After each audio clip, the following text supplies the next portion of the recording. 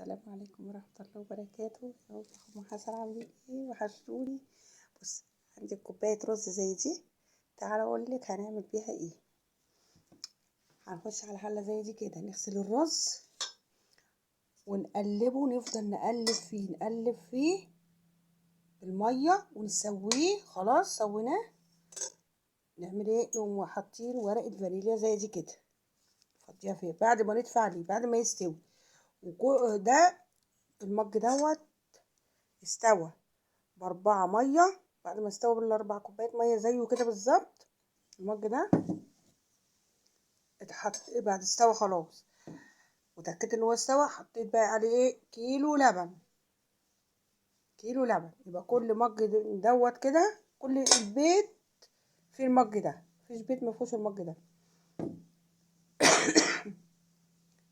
يبقى المج ده بياخد ايه؟ كيلو لبن بس. بيستوي الاول في 4 مج كده ميه، نسويه. بعد كده نفضل نقلب بالمعلقه كده كويس جدا، عشان بصوا يا جماعه ما يجيش حاجه تحت تلزق.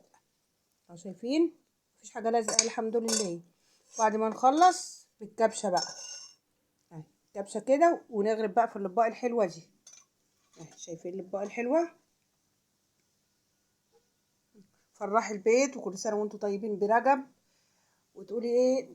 نعمل لهم حاجه حلوه، اللي صايم يحل، اللي مش صايم برضو ياكل ويحل زي بعض. يبقى عرفتوا بقى الدنيا فيها ايه بقى. اللي عايز بقى يعرف طريقه الرز بلبن دوت في مطبخ ام حسن، يشترك في القناه ويفعل الجرس ويدوس على كلمة الكل، عشان تنورونا وتشرفونا بإذن الله كده. وتشوفوا بقى طريقة الرز بلبن. عاملاه يا جماعة بكذا طريقة. الطريقة دي اللي أنا حكيت لكم عليها. اللهم صل وسلم وبارك على سيدنا محمد. و... وطريقة الرز في الخلاط. تقولي ايه؟ طريقة الرز في الخلاط في مطبخ أم حسن، تخشوا تشوفوها بقى. يعني طريقة جميلة قوي، وإن شاء الله تعجبكم.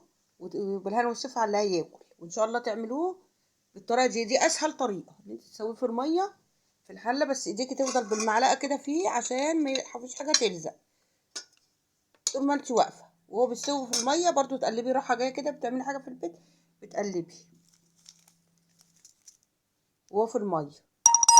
بعد ما تحطيه بقى في الحله واللبن، تبقى عارفه كده، تفضلي ايدك فيه عشان اللبن ما يشطش يا جماعه. كل سنه